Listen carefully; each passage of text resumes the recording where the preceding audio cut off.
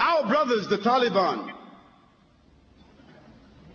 we won't comment on them from a political point of view, because that's not the nature of our talk today. But let us comment on them for an accomplishment that they and only they were able to do in the modern world. In the modern world, between America, Great Britain, China, Russia, Germany, France, Japan, Italy, between the major countries in the world, the drug trafficking is a business and an industry of over $78 billion a year. $78 billion a year. Can you imagine what kind of industry it is? And can you imagine the tragedy, the disparagement, the disease that drugs have brought in the modern world as a result of this industry? Yet, all of these sophisticated countries have found no solution for the drug problem. In fact, they have chosen to benefit, profit, and regulate the drug traffic because they are unable to stop it. Yet, consider this. The Taliban in Afghanistan became an official government after the defeat of the Russians. And at that time, Afghanistan was the major theater, corridor in the world for drugs.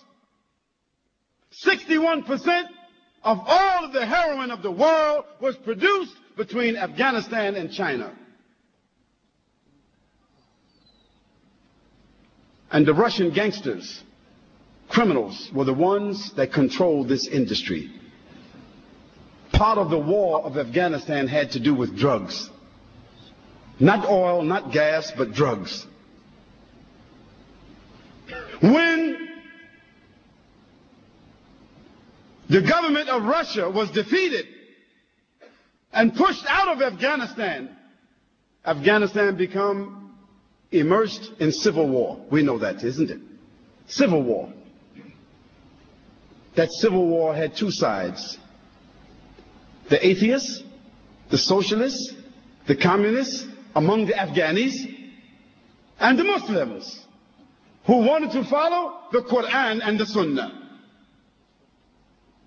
The North, the Northern Alliance, who themselves were related to the Russian gangsters, who were mostly Muslims who had adopted socialism, atheism, who themselves were criminals. They wanted to continue the enterprise of drugs after the Russians moved out. They wanted to continue the industry of prostitution, gambling, all of this here. And the Muslims said, no, we won't continue that. We want to establish Islam. And they began to have wars between them. One of the groups that were insisting upon the Quran and the Sunnah were called the students. In the Arabic language, the students is Talib or Taliban. And on one occasion, those atheists, socialists, communist Afghanis, those criminal Afghanis, they entered some villages and they raped the women. And some of those women escaped. And they ran to seek protection with those students. And those students, they sought to get a fatwa from their shuyukh. What should we do about these Muslims who did this act? Those scholars said they should be punished. They are criminals, and the hukum is to find them and kill them as criminals. Those students then took their weapons and gathered themselves together as a group and called themselves the Taliban, and they began to seek the honor of those women who were raped. And they went from village to village town to town, until in a 2-year period of time, they conquered all of Afghanistan. 2 years. They conquered all of Afghanistan except only 19%. 80% of Afghanistan they conquered in 2 years. Who were they? They did not have sophistication. They were walking, riding donkeys and horses, fighting on foot, fighting for the honor of their women, for the honor of their country, for the honor of Islam. And in 2 years' time, they subdued the entire country. Of course, they were not sophisticated in their knowledge. They did not have universities. They did not have institutions. Even in most of Afghanistan, there was not a standing hospital. But they established what they called the Islamic Emirate of Afghanistan. The only standing Islamic Emirate in the world at that time. Yes, they were ragtag. They were not sophisticated. But they had honor and love for Allah subhanahu wa ta'ala inside their hearts. And we don't know, as Muslims, we don't know any connection with the Taliban to September the 11th. Let's be clear about that. We don't know, we don't have any evidence or any proof that they had any connection to that, except that they would not give up their brother, Osama bin Laden. We don't make any comments about what happened because we don't know. But we don't indict people without evidence. And we certainly don't indict a country because someone is living there whom someone else feels is indicted.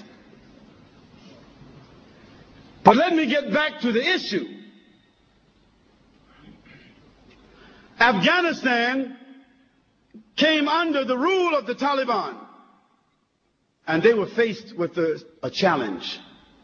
What are they going to do with the drug industry which they found in Afghanistan?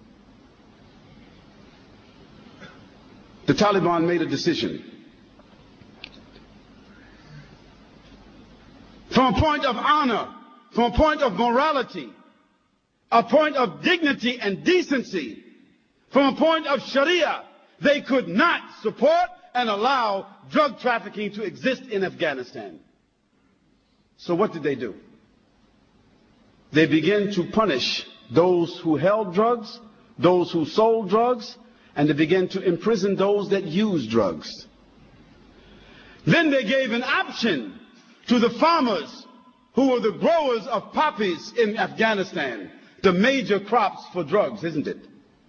They told them, we will give you the land where you are growing the poppies. You take the land, but you must grow another crop.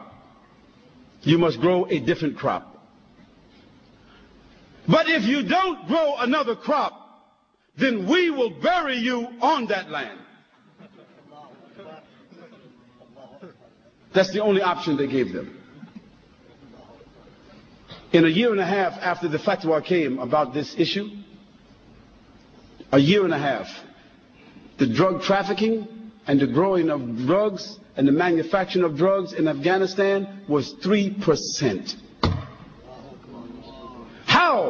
How did an unsophisticated group of students, without government, without sophisticated institutions, how did they do this? How did they eliminate an industry which represented 61% of the source of drugs in the entire world? How did they do that? They did it from their iman. They did it because they were affected by the Quran. They did it because they were affected by the behavior of Muhammad sallallahu alaihi wasallam. And this is why I say as an example that Islam and only Islam has the properties by which to affect the human being's consciousness, to design and regulate his morals, and even to regulate governments, so that even governments themselves are forced to adhere to rules of decency and